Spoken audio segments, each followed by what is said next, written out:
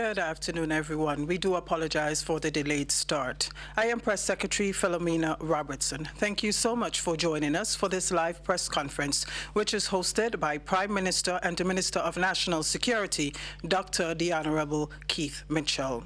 As you are aware of the situation that we currently face with COVID-19 and the additional measures announced last evening, the Prime Minister is here today to speak to you further on this. Without any further ado, Dr. Mitchell.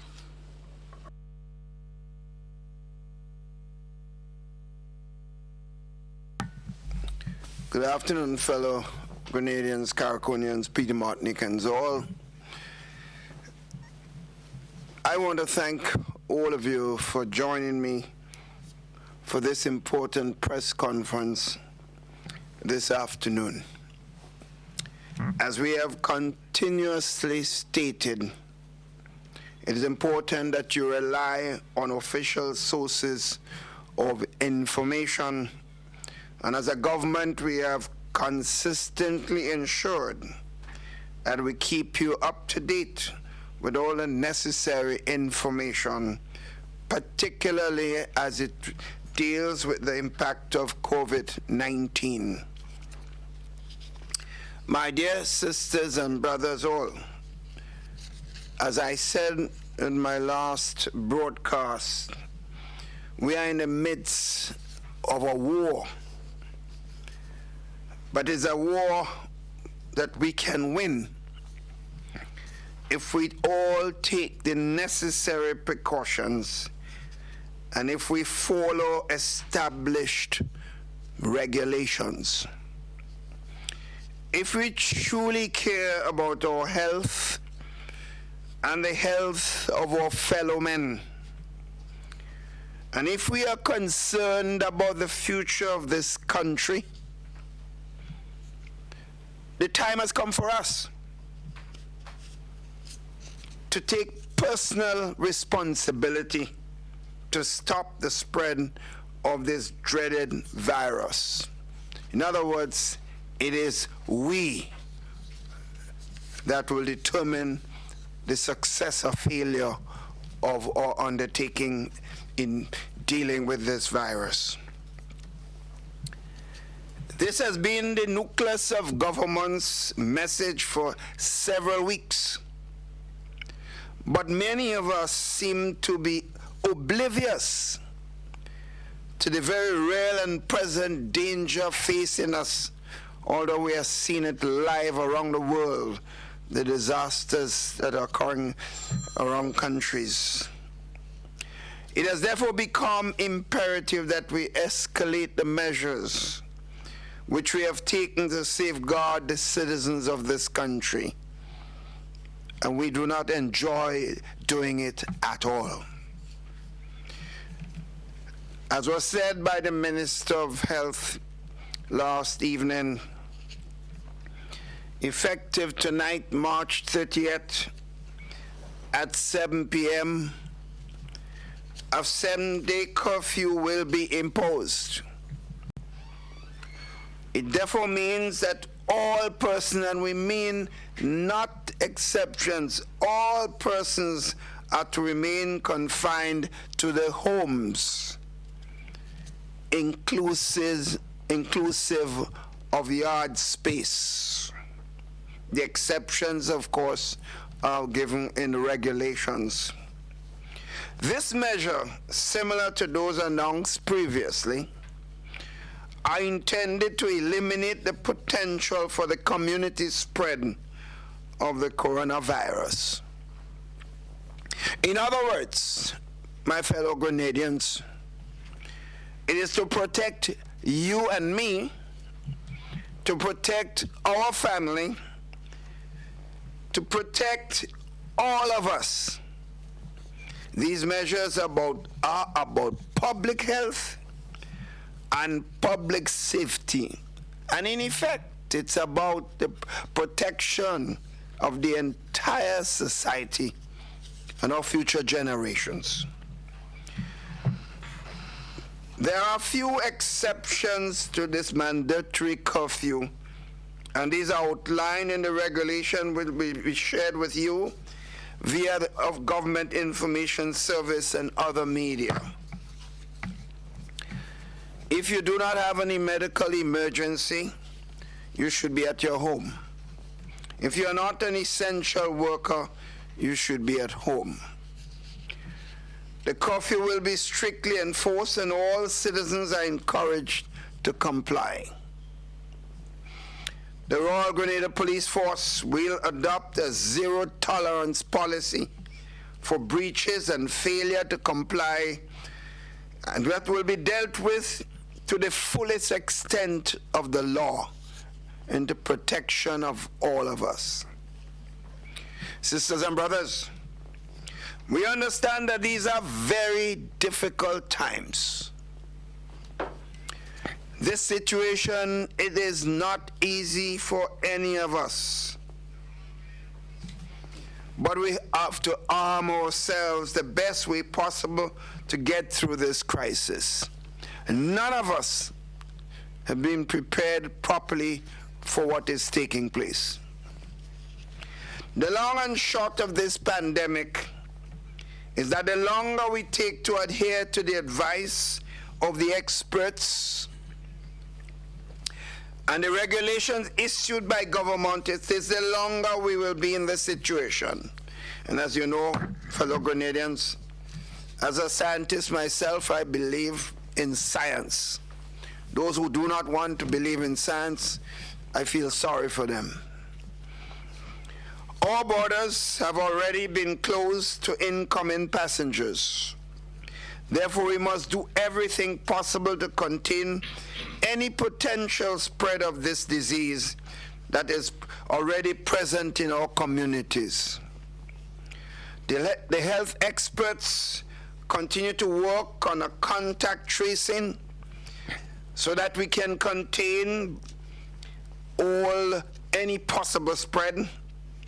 But this is not a battle to be fought by a select group of persons. All of us must fight it together, from captain down to cook. It requires us all to be in this battle so that Grenada can win this war on COVID-19. The current situation is not merely a health crisis, but it is one with significant economic implications across all levels of the society. Business persons, workers, those who are already vulnerable, even the coffers of government are impacted by this crisis. Government has already announced a preliminary economic stimulus package, and we continue to examine ways to maintain the economic stability of this country. We are now working on the implementation process for effecting this economic stimulus package. In addition to the measures announced locally, there are some external sources of funding which we are tapping into to help us through this important crisis. Some of these have already been announced and we will continue to update you as these are finalized. Some of us, including myself, have to be working night and day, not just on what we are seeing locally, but also in touch with international and regional financial and other institutions to get the support necessary to confront this important issue that we face. I assure you, therefore, sisters and brothers, that we continue to lead from the front. You may not see us as often as you would have liked, but we continue to work in the interests of the country and its people. I hear some people say they don't see the Prime Minister enough. Well, if you see the Prime Minister too much, you should get very worried for him. Prime Minister, like everybody else, must contain himself. Just this morning, I chaired the weekly meeting of the Cabinet, which was held virtually. That means through electronic means, through computers, those of you know. And we continue the business of government, discussing our options and making critical decisions as we have to do. The COVID-19 situation continues to be at the forefront of discussions. And the newly established economic and health committees have been hard at work executing their respective mandates. My dear friends, my sisters and brothers throughout the length and breadth of Grenada, Carriacou, and Petite Martinique, I remain confident and optimistic that we will get through this with God's grace. We can beat COVID-19, but it requires a collective effort. The question is, are each of us prepared to fight for ourselves and for our families and for our country? These are important questions. Each and every one of us must play our part in stemming the spread of this dreaded disease in our country. It is possible. We can do it. And we will do it, I'm confident. We simply have to work together on that single objective. I'm sure that those of you journalists who are present here ask your questions today. I look forward to those questions and the answers that I will be giving to those in the best way possible. Of course, with me here on this important press initiative is the Minister of Health, who has been at the center of activities leading the fight to confront successfully this dreaded virus. So I want to thank you all and look forward to your questions. Thank you very much, Prime Minister. We have just a couple of journalists in the room because we do have to observe the social distancing protocols. So I now invite those present to identify yourself and your media house, and you may pose your question to the Prime Minister. As he has indicated, and as you can see, the Honorable Health Minister is here as well. So if you have any health-specific related questions, you may direct those, if necessary, to the Minister. Pleasant good afternoon, everyone. Mr. Prime Minister, Minister for Health. I want to start, with the Minister for Health, since it is an issue that is basically right now still ongoing. Despite your very strict warnings, your latest announcement for people to not gather and so on, up to today, we've seen large crowds throughout the country. What more can be done and said? You know, that is a very good question, and we have gone the distance to educate people on it. And even if we didn't, all of the cable stations have been doing so for weeks. And as I said in the speech last night, we're seeing the hospitals full. We're seeing what's happening to first world nations. And if we doubt, I am sure many Grenadians are speaking to their families in the US and the UK. But still, there appears to be a nonchalant ignoring of. And maybe I need to describe it differently, that consider the last couple of days, and today particularly, that yes, the supermarkets and gas stations and shops are open. But would you venture out of your house if bombs and bullets were falling and flying? And that is the case right now. There are bombs and bullets falling and flying out there called the COVID-19 disease. It's invisible and it's silent, which makes it even more deadlier. But rest assured, it's out there infecting people. And I see people, we have observed what people are going to the supermarkets for. And they're not going for essentials. I haven't seen anybody coming out with an entire a week's worth of food or so. I see people going for incidentals. I saw people going because they had macaroni and rice in their house.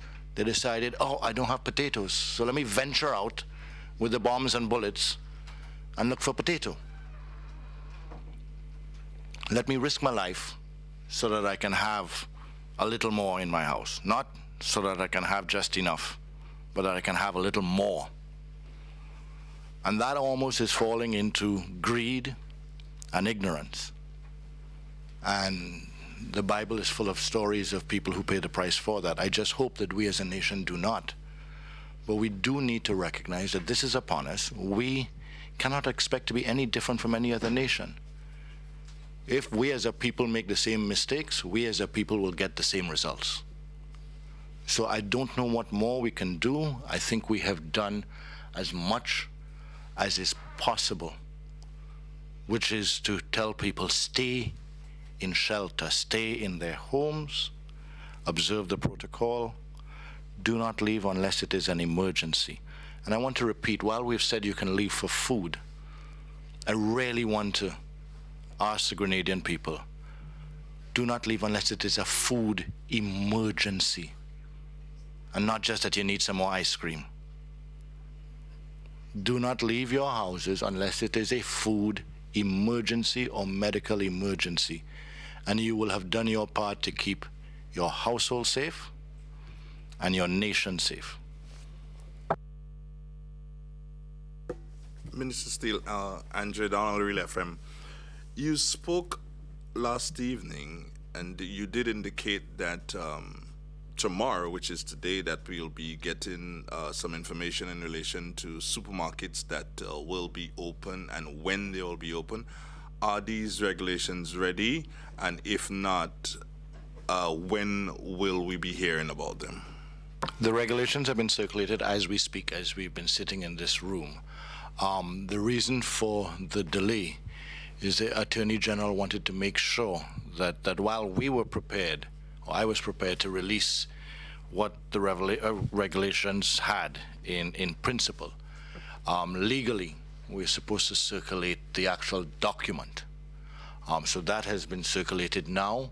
We are also in the process shortly afterwards, probably immediately after this, to be circulating various synopsis or smaller versions of, abridged versions of what is different from the last set of regulations. You also spoke, Minister, about still sticking to the regulations. How dynamic is it going to be in relation to village shops? But we are a unique society from that point of view, and therefore, yes, we have to, as a government, find a balance between minimizing movement and making sure people have access to food. So most of the villages have village shops, and that it's a question of, do we make people walk further distances and some people can't, or do we make sure that literally every village shop is supposed to be open and trust the discipline of the people? We trusted the people at the polls, and we have no choice but to trust the people in times like this too. So most, if not all, of the village shops would be open based on the prescribed hours, in order to have people expose themselves as little as possible and for a shorter distance as possible, and hopefully only maintaining that for an emergency. That is the choice we have to make, Prime Minister. I just think it's important because I think clearly we had no choice really but to allow the village shops, but we expect that the management of the shops would also be understanding of his responsibility to protect himself, his family, and the persons who come to the shop. So they should ensure that the people stick to the protocol that have been established and given.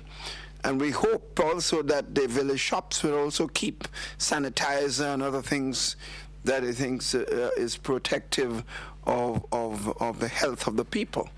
So we expect to see some of us taking steps to be as responsible as possible. So that's not only left up to the consumers, but we also believe those in ownership of the shops and small grocery stores should be very responsible also. And the point I really want to make also, in addition to the question the sister asked the minister a while ago, is that if the limited state of emergency had the effect that we wanted, we would not have to go to 24 hours, you know.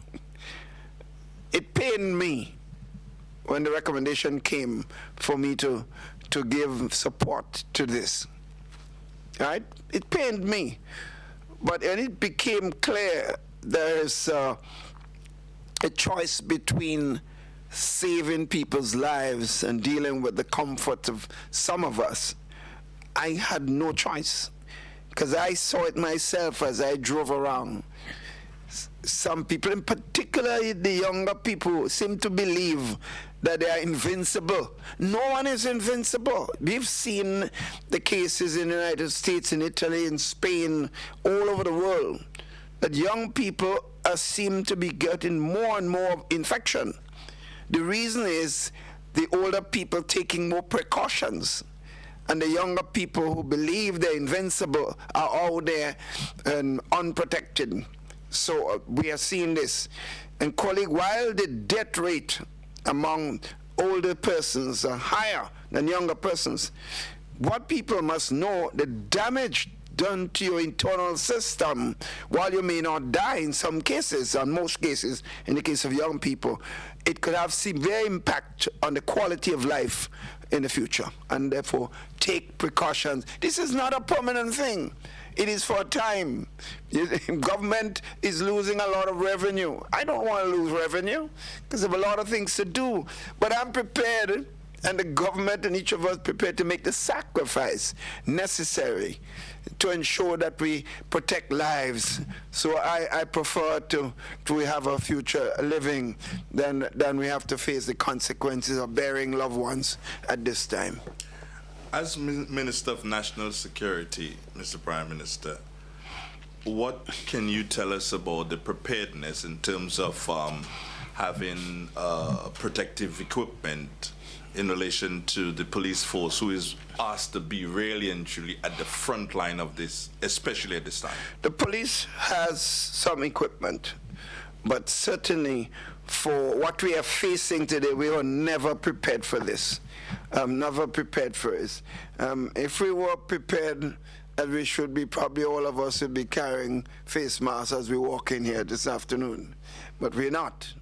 So clearly the police does not have all equipment, so we are searching for equipment to be able to give them all the necessary protection, and of course the health workers who are going out there and have to face some of the people who may be contaminated at this particular time. So yes, we have some support equipment, but not all that we need, but we are in fact looking. The problem you have is no country was prepared for this. You listen to the great United States with its trillions, and they can just print money. We can't print. They just go and print. And yet, they have the army that they could call upon to make all the equipment and support. Yet the people are dying without the service, because no one was prepared for this, not one. And therefore, we would be even a worse situation. Even things that we're trying to acquire, because of the lines for the service, for the manufacturers, we find ourselves at the end of the line. So it is a problem. And that's one reason why the first priority each of us must protect ourselves. And do it a little discomfort. I mean, it's difficult being home for some of us that are not used to being home, and sometimes having to watch TV longer than hours than we normally. But that's the nature. We have to learn to discipline ourselves and to do what we have to do in times of where we're required to do so. Mr. Prime Minister, on the list of essential workers, of course, I don't remember seeing anything in relation to farmers, and understanding that a lot of them have a lot of produce, and the Marketing and National Importing Board would have put out a notice saying that, hey, farmers, you can sell to us because we understand you have perishable goods. What are we going to do as a nation in relation to dealing with the surplus, dealing what they have in the field, yes, and of course farmers dealing with their animals? Yeah, here's the problem. If we ever put out a statement or say to people the farmers have become essential service, then you have a massive problem. What we have said is that with the limited list that we've had, if someone is in a situation to provide a service, to have something which is of valuable to our present situation, they contact the COVID-19 committee, and they will make the decisions to be able to deal with that specific situation. So the committee is on, they have the telephone numbers and all the contact information, they're online. So that is how I think we should deal with it. But if we allow everyone to go out there and attend to his goat or his cow, as one asked me this morning, the fishermen want to go out, can we allow the fishermen to declare them as essential service? I said, could you imagine if we made that announcement and every fisherman pull up his boat and go off and all over the place, and you could see the problem that will create. So we just have to, it is a painful time. It is a very painful, there is no easy solution. Some people have been advocating close down the whole country, you know. No, and 3-4 weeks ago, close down the whole country. Yeah, we could have, you know. What about people? You see, some of us are not responsible, you know. We have no accountability to give. So I could say anything, especially if I'm in opposition, the easiest thing to run my mouth. But to take responsible position, which is what you expect a responsible opposition person. In this time, there should be no politics. No politics at all. I would make any decision I have to make now and face the consequences of losing votes, saving lives. My main objective right now, save lives. I'm not interested in votes. Now, the time will come when I would use votes as a priority. This is not the time.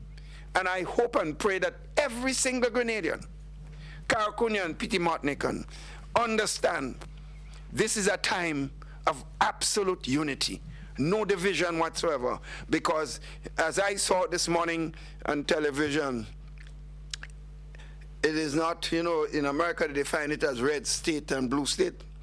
They say it's not red people alone that die, or blue people. All of us will die, red and blue will die. So in other words, yellow or green will die. So yellow and green must save lives. Well, you speak of yellow and green, Mr. Prime. You speak of yellow and green, Mr. Prime Minister, but only a couple hours ago we have heard that there's a possibility of a new opposition leader, which has not been identified by color as yet. Well, can you comment? Well, that's a separate issue. It's not yellow, it's not green, but let's face it, I would have not have expected that anyone would want to take a political initiative in this time. I would have thought that any person with any political smarts would do it either before or after. But you know, I've said already, Andre, I have tried to advise my opposition over the years. They have never taken my advice. So I don't know if I can give advice again. And if my friend would have asked me, I would have said, do it after I would have offered good advice, but that's the nature of life. How cordial was the meeting with yourself and Ms. Bernadine, and what came out? It was a cordial meeting. We did put out a release, which was in a release that the leader of the NDC agreed to. You know, and what I don't understand is to hear some of our key elements, public relations officers and so on, how they bashing the government, and the same thing that she promised me that the party will not do is what I see that being done outside there, which is running their mouths freely and cussing government and cussing, particularly the Prime Minister, who has the responsibility to lead in this fight. So I don't understand these people, but they can only do what their personality dictates, and it's unfortunate. Someone said to me there was a program on Sunday. I hope it may not be true, but the so-called Heartbeat, and I heard that we are being accused of bringing Chinese plane in the midnight, as if we're I decided to import the virus through China. Strange enough, as we have always said, private planes have consistently come in at different times. And there were no one who came in here who had left China within 14 days. But strange enough, all the contamination that we've had so far, not one from mainland China. They were all from our favorite spots, UK and USA, and one case in Canada. So it is unfortunate. But as I said, I wish, I hope and pray, and I call again that every Grenadian, every Caraconian, every Petit Martinican, let us join hands to confront this dreaded disease. Let me just quickly say that the one case from Canada that the Prime Minister is referring to is somebody who lives in Canada but came through New York. So it hasn't changed any of the information. There is not a case that we're hiding. The person is resident in Canada but was in New York first before coming to Grenada. Good afternoon, Rachel Bain, MTV, Mr. Prime Minister. Yes. As Minister for National Security, what measures will be put in place to ensure that people stay inside? Well, the police has been aggressive. We have given them all the necessary support. They've asked for additional vehicles and to be able to do their work and to police many other spots around the country. And so far, I've been getting reports. They have closed down a number of areas that people will be circulating together. And they just have to continue doing their work. In some cases, maybe they have to arrest individuals because the law is there. It is very clear that the law is clear by breaking what the penalties are like. So it's part of any. So the thing about it, Rachel, is that, what we see in here is not just a Grenadian phenomenon. We've seen it. All my colleagues around the Caribbean are complaining about their citizens. And you've seen it not just in the Caribbean, around the world. Yeah, I saw cases where in a certain country, a guy's out there with a whip, beating people as they come out of a mosque. So that is telling you that, wherever you go, there are elements of that do not listen to things that in fact are responsible for saving their own lives. It's amazing. You're telling a man or a woman, this is what could happen to you. They're watching it on TV. Yes, they're still doing things that can cause them. Next thing you have them lying in a bed, and it becomes your problem and the state's problems. Okay, Minister Steele, can I have an update on patient 0, please? Patient 0 remains stable. Patient 0 was admitted a couple days ago.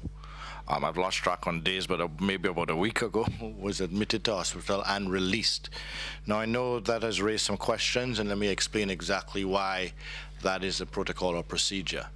Once an individual does not require 24-hour medical attention and is stable, they will be released from hospital and quarantined in their own house. Reason being, patient 0 was the first patient and only patient in the ICU, the COVID-19 ICU unit. Once patient 0 remains there in stable condition, we start burning through or continue to burn through PPEs. We have to have our nurses there 24 hours a day to monitor somebody who is in stable condition and could be home.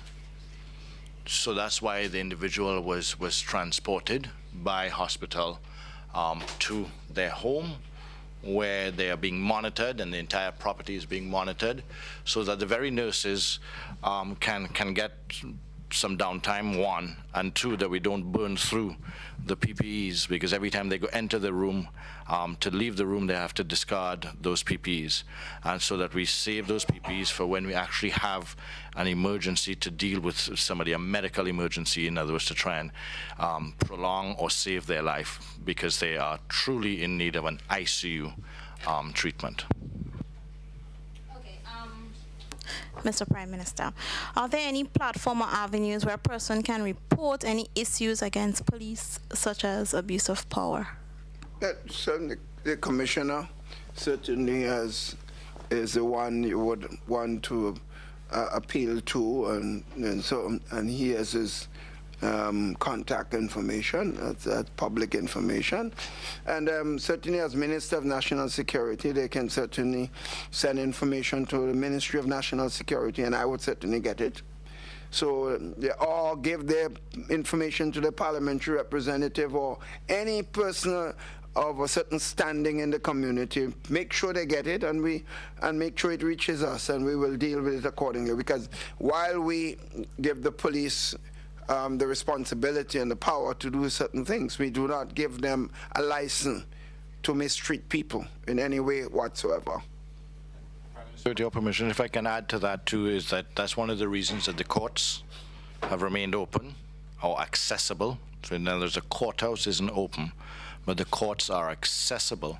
And also the AG is moving now to set up a tribunal, because under a state of emergency, limited or not, there is a mechanism for a tribunal as an additional source for individuals. And I know I've been speaking to the chief of police on a regular basis, and he has been monitoring as well that to make sure.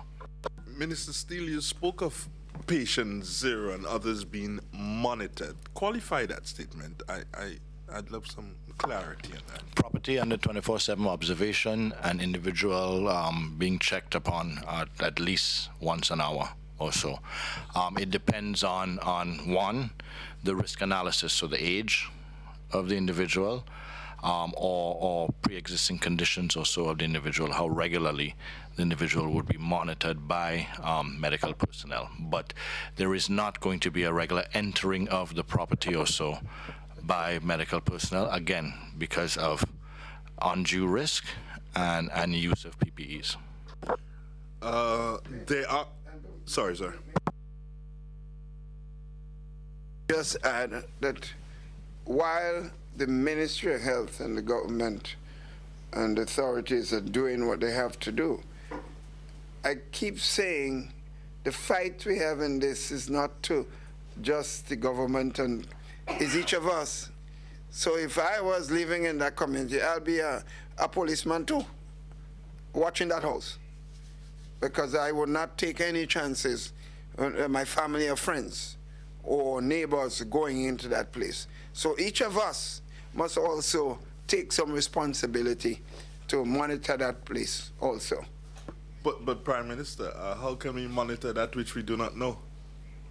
I think it's well known. I think no, it was not. But Patients is well known. this is a small country that the people of the But communities can you know. officially tell us, Minister? No, I can't breach the HIPAA laws, but if people find out on their own, that's their initiative. Is it okay then, Minister Steele, is it okay then for these persons to be in the yard, in the veranda, in their home? Is that an okay practice? Sure. Or do they have to be inside? Someone, Andrea, as we have said, the safest thing is to practice the social distancing. And the reason that we say that is that if there was somebody in the community now that was infected by COVID-19 and we all maintain the social distancing and the protocols, we could most likely be reducing our risk to almost zero of getting infected. Once we keep our distance from somebody and maintain the protocol with hands, eyes, nose, face, etc., then we've reduced our risk to almost zero. So these individuals, if they're healthy enough, I'm sure need to maintain a certain amount of mental health as well, because it's going to be traumatic for them as well. So yeah, they can move around their house. They're not going to leave the property. And we're going to make sure that nobody goes there, but it's putting undue pressure on the country. Because, for instance, let me put it out to the nation now. Any of the individuals who are in those lines, crowded for the supermarkets or gas stations or banks or so today, can you tell me who you were standing next to and where that person lives? That if perchance tomorrow I announce that somebody was in the bank that you were in or in the supermarket that you were in, do you know if that was the person that you were standing next to too close? And that's the way we need to think about it. And then there's some people, I'm sure, that have done supermarket, bank, and gas station, and pharmacy, and as much as they could do today, although they've been doing it for the past couple of days. So if we announced last week that somebody last week was positive and was in this bank and this supermarket, and so can you tell me, if you were there, who you stood next to, whether you would know whether you were next to that person? That's the kind of thing we need to be thinking about. Once you practice the social distancing, you're removing your risk. And once you keep yourself, and I'm stressing in between, you know I want to use an adjective in between there, once you keep yourself at home, you are going to be bringing that risk down to zero. A lot of times we talk only about those who are doing things that we don't wish them to do, but I took the opportunity sometimes just drive around the country an unmarked vehicle, and I was amazed that in some part you meet 3 or 4 young men on the block, but you see them 6 or 8 feet apart. Some obviously doing exactly what we tell them to do, all right? But on the other hand, you pass some other areas where they all bundle up together as if they're in a party. So we need to just realize everyone must do it. Although most might be doing it, it just takes a few to infect a lot of people. Mr. Prime Minister, manufacturers who may want to do different things to assist the health sector. You may have someone wanting to make hand sanitizer to donate some to the health sector. Are they considered to be essential workers? I don't know that we could consider them to be essential workers, but we did say that if there are people that can provide a service that is useful in this time that we're talking about, then the COVID committee is the right place to inquire and to provide information, and they will make a determination what's best and how it can be done. Okay, Minister Steele, coming back to you, someone just sent me a quick question. Can you break down, can you say, without naming villages, can you say which parishes are most affected by this? I think what we need to recognize on that is the realities of Grenada. It's convenient when you're in the US to say New York. It's convenient when you're in Italy because of the size of Italy to say the north or to name the villages. But let's be realistic here. Sharing that information is going to give certain people a sense of panic, and then others a false sense of security. Our daily movements island-wide and the size of our island, 122 square miles, it matters not which village. Once it's here, it's here. Mr. Prime Minister. That's significant, as the minister pointed out, the size.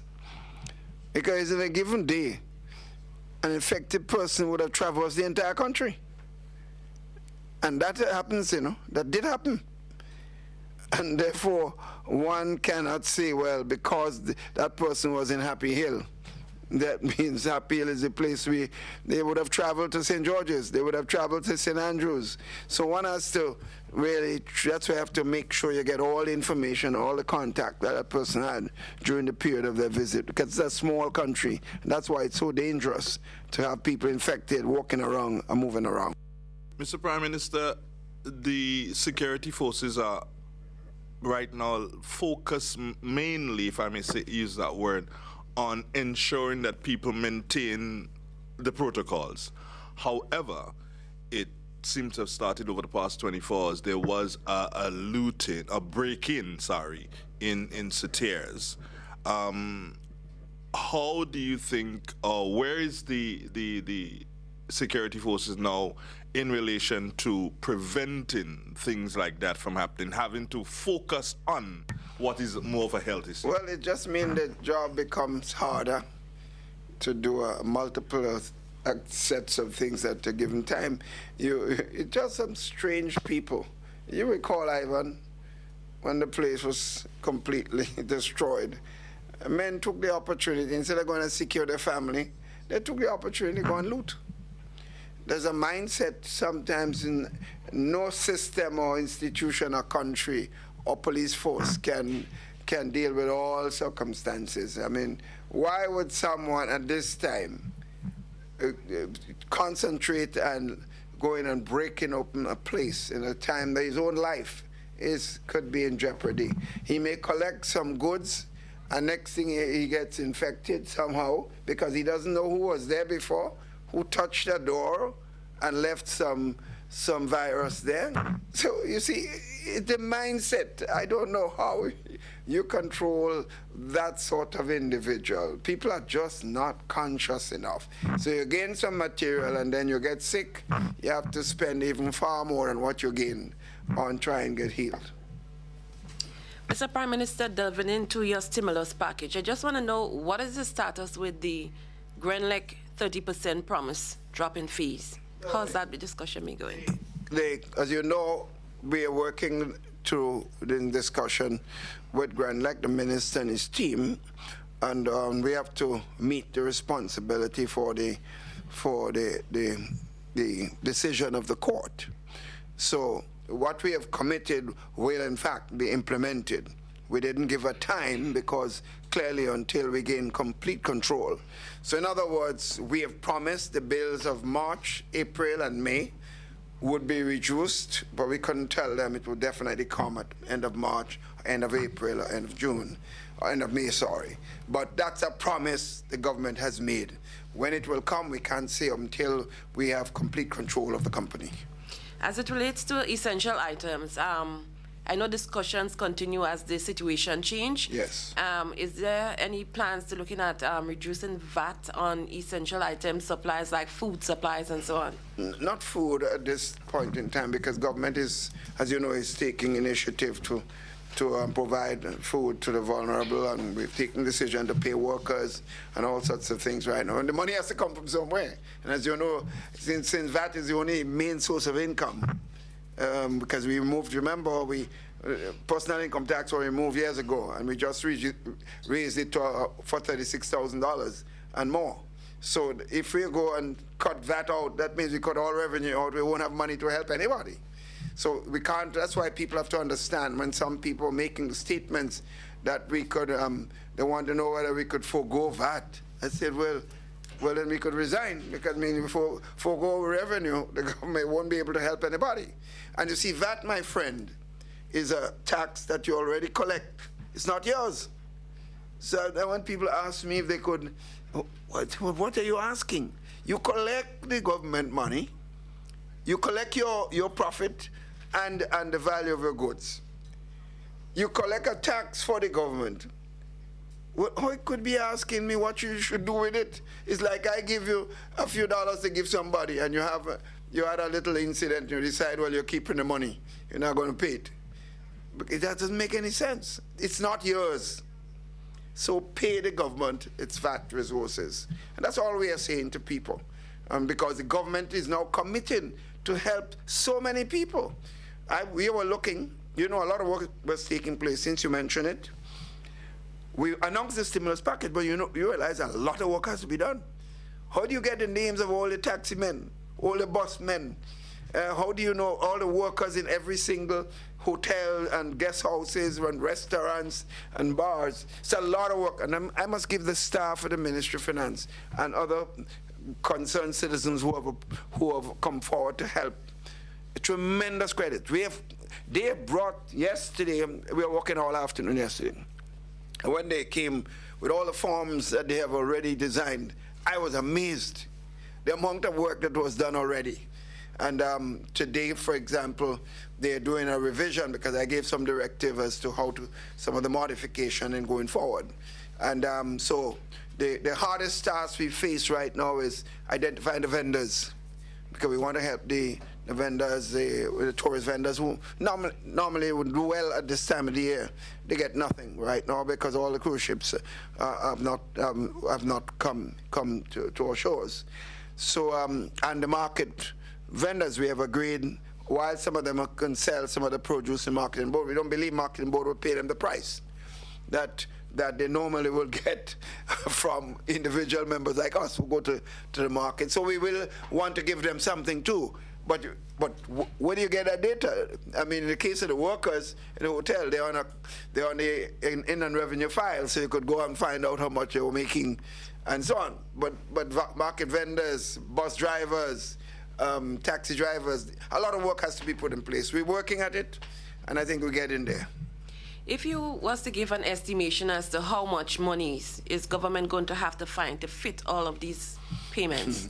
Well, that's the task. That's the task where we are, because remember, I stated an amount that we make available. Remember, we don't know how long this thing could go on. So while we said 3 months, it could be 5 months, 6 months.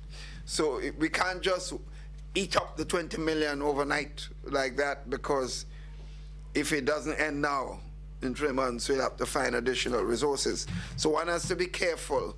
So for me to say now how much it will cost us, first of all, I have to decide how much of the wage, what percentage of the wage of an individual worker will we support?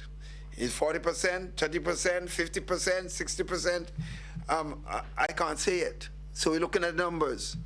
And what is the NIS contribution to each of those workers who are now unemployed? Because they have a role too. So we believe, that's why we said, a combination of NIS, the government, and the employers should join hands together to make sure the workers are not marginalized. So it's difficult, my friend. All I can tell you is a substantial sum of money, and it's going to be a lot of resources. The positive thing is that, and that's why when people say they have not heard me and seen me, listen, we've been working. And remember, it's the Prime Minister and Minister of Finance that international institution will work with. And because, fortunately for us, we have been so successful in our structural adjustment program and meeting our fundamental responsibility to managing the affairs of the country, and being fiscally prudent throughout the last 6 years and so, we're in a good position, better than most countries in the region, to get the kind of support necessary. So it's looking good that we'll get some significant support to help us. But even then, we still have to find some local to support it. So we will be announcing soon, because at the first of the month, we have to start preparing. We hope by the 20th of April, we should start paying checks to those individual persons. Okay, so Mr. Prime Minister, in terms of Carriacou and Petit Martinique, totally cut off from trade with no boats allowed to travel to Grenada, what provision is being made to ensure supplies are available to these two islands? Okay, you want to comment on this? You know, Carriacou and Petit Martinique, we've been interacting with regularly, and yes, that is one of the concerns. They're cut off by the sea with respect to also medical attention. So part of our team has direct representation from Carriacou and Petit Martinique, and I speak to Minister Stewart, Maturin Stewart, at least once a day on some of the various issues. There is going to have to be some sort of accommodation in the next couple of days or a week or so to restock Carriacou in the same way that we've made adjustments for distributors to restock the shops and groceries here. And also, for instance, this special accommodation, while we've said no inter-island travel, we do recognize the interdependency between Carriacou and Petit Martinique. So that in itself is allowed, while we're trying not to have Grenada Carriacou. It's not to make people suffer, it's to protect Carriacou. That should this break out completely in Grenada, my true hope is that those who may be complaining or concerned now in Carriacou about getting access to food would be extremely grateful that we had cut them off, so that it's not widespread infection in Carriacou as well. So that's the balance that we have to find. Every single one of the exceptions that we have to make creates a source of possible infection.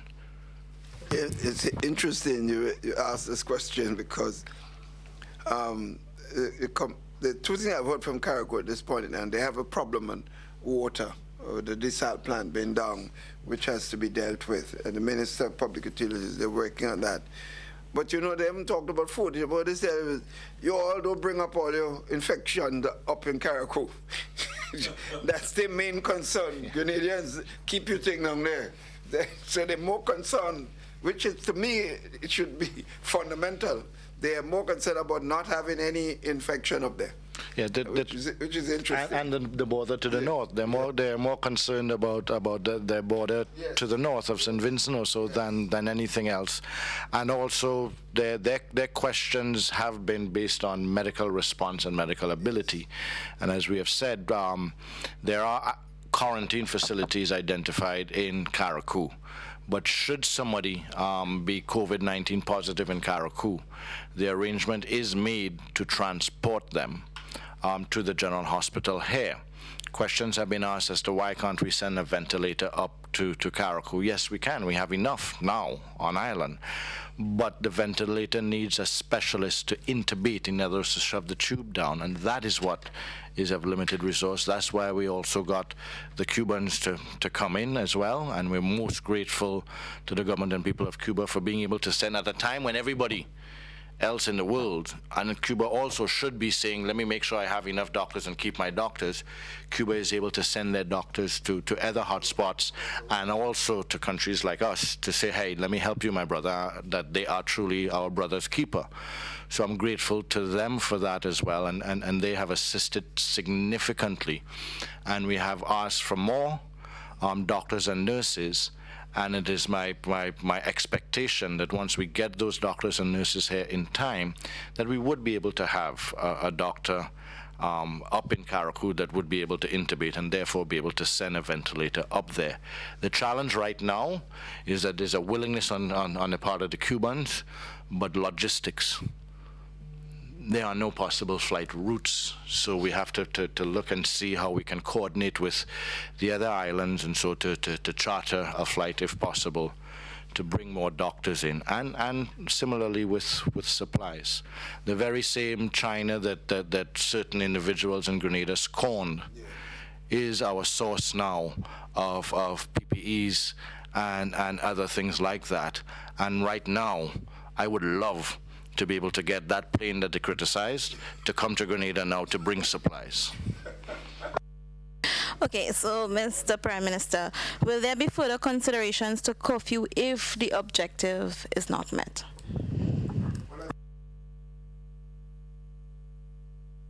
Done a 24-hour curfew. The only additional thing is if we notice some areas that we have allowed as essential is becoming a problem, then we'd have no choice. But we'd have to weigh the factors involved. What measures were put in place for self-employment or small businesses?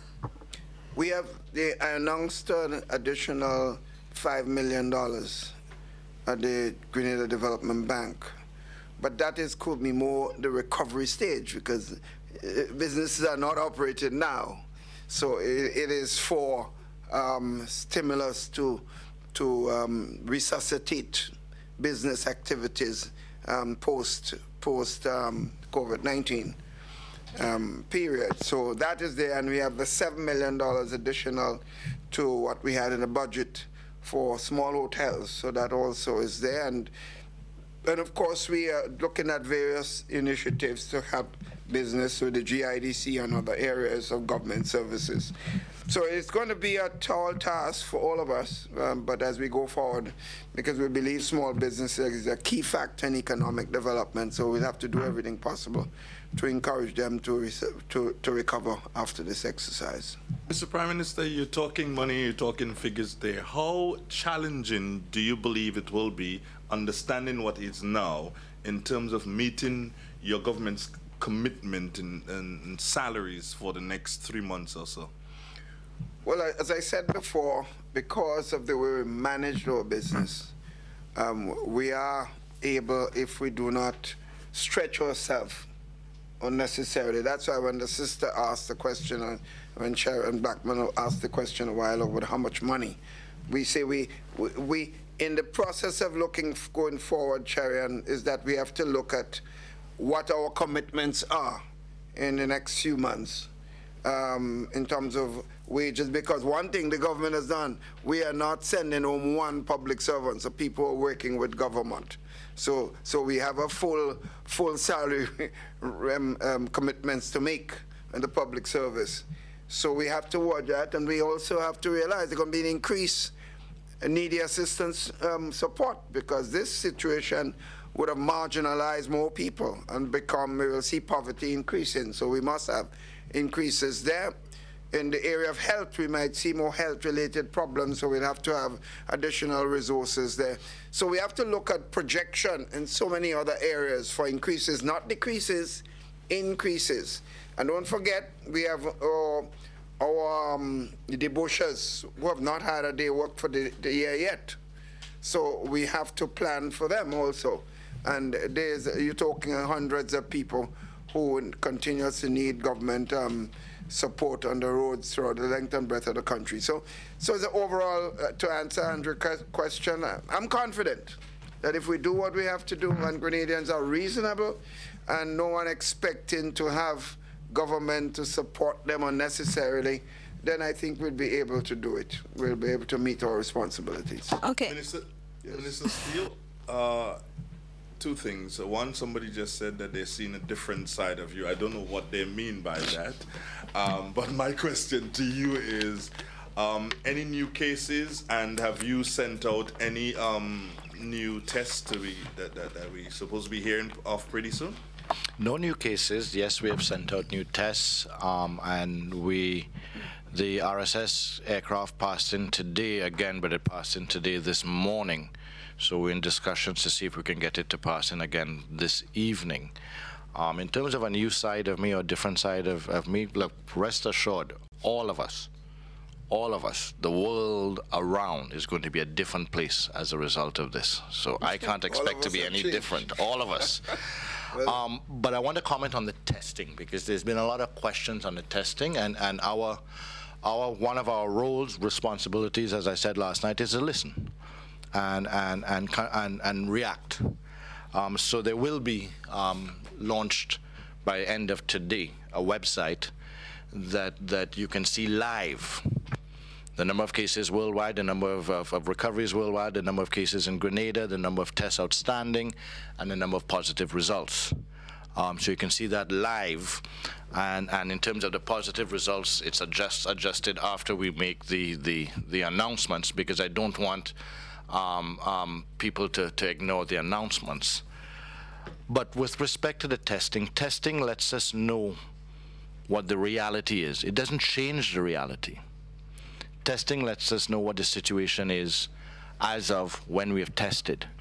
So if I am saying, and we've been saying for quite a while, that we believe the reality is that there are cases out there that we haven't found as yet, the testing will let us know, okay, we found one or two or three. It doesn't mean that because we found one or two or three more, that at that point there were only one or two or three more. It just means that that's the reality that we are able to see. But I guarantee you two things. As long as people continue the type of activities that we're seeing today and the previous days, there's going to be a lot more testing. A lot more testing. And each time, and I'm begging on this because we're entering a new period as of 7 o'clock tonight. What we entered tonight, if on the first break for people to come out for food, which would be Wednesday, if the same thing happens on Wednesday as what we saw today, we as a health committee, COVID-19 committee, are going to have no choice but to go to the Prime Minister to say that it does need to be extended further. And if on the last day of April, the 6th of April that we said this would end, if the activities start back again, we're going to have no choice but to go to the Prime Minister and ask for a further extension. As long as the ignoring of the protocols continues, we have to protect the nation as a whole and those who are complying. You know, in all this, we have to have lighter moments, huh? And so last night when we decided that the Minister Steele is going to do the address, and we decided that I would do this press conference. We got a few calls from people. Prime Minister, please, you do the address, because every time Mr. Steele come, he announcing more cases. So I thought that was funny. I like to note. So they brought me, I don't announce cases. Steele, anytime they hear him, more case, more case. I'm the bearer of bad news. The media. I'm part of the active media, if I call it that, and so others here. And there are some of us in the media who understand and know what we have to do. But there are others who may not necessarily be doing what they ought to be doing at this particular time. Is there anything that gives your government the authority to mandate to all media houses, be it television, be it radio, and of course newspaper, to do what they ought to do at this time? You know, I have consistently, Andrew, you've heard me over the years talk about the irresponsible nature of some persons involved in what I consider so-called press, because to me they don't represent. When I talk about press persons, I talk about someone who is bring news based on facts, and who doesn't have an axe to grind, but simply brings information. And who likes it, who doesn't like it, but the facts speaks for itself. But when one twists every issue against an individual or group of persons, I think you've reduced yourself to a non-person in the media, because you are propagandists. You are someone with an agenda, and to me, you're not effective. And when you bring news that is slanted against a group or individuals all the time, then you lose credibility, because it is clear that you are not bringing news. You are just trying to hurt an individual or group. And to me, that's not a media house. I mean, I hope and pray we've gone back to the days we could have more of the Alistair Hugheses and Leslie Pear and people. And you have some young, responsible members of the media, and hope and pray that, unfortunately, they need as much support and training as possible to become the kind of news person I think that I believe many of them would like to be. So it's unfortunate. But I always say, Andre, this to members of the press who have done, for example, against me, 25 years of attack, and I keep winning elections. I say to them, I mean, aren't you tired? You know, if you're doing something against an individual every day and they keep beating you, then why aren't you looking at another approach to do it? But I don't know. There's a certain media person, whenever they see me, they run. And I know that politicians usually run from media people. I don't know media people who run from politicians. But so guys, Yes, PM, you can give a concluding statement. Just want to thank you all for this. I think we, as I said before, we are in this thing together. I want to take this opportunity to compliment Minister Steele and the COVID-19 committee. His John Charles and the PS in the Ministry of Health, and all the staff in the Ministry of Health, and nurses and the doctors who are exposing themselves in this crucial time. And of course, Dr. George Mitchell, who's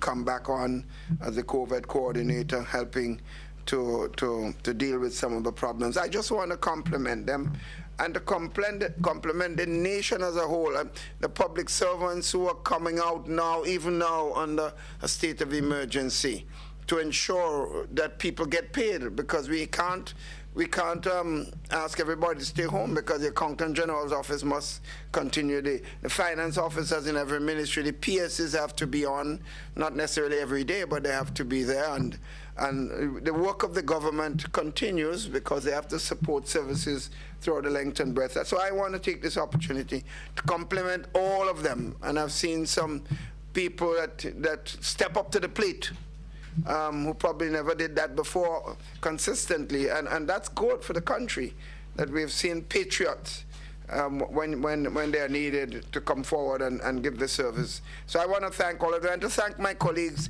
ministers of government. I mean, some of them, because of where we are not able to meet physically, and some are complaining that they feel a little left out. And I understand it. It's, as I told them this morning, this is a tough time. None of us bargained for this. I can't say that I have been perfect in this or gone the best I could be, because I never prepared for this. I was never, and I'm 30-something years in government. And if I was never prepared, I could imagine what a young politician going through at this particular time. It's probably the worst time to be a parliamentary representative as far as I see it. But maybe it's a noble time in another way, in the sense that it shows us what service is all about, what commitment is all about, what love is all about, what care is all about. So I want to thank everybody for this important time. I look forward to continue to share with you on a more regular basis. Hopefully, we won't have this thing continue too long so that we can go back to business as usual, but I cannot speak like others in the international community that predict that it will the end of I can't. Thank you, guys.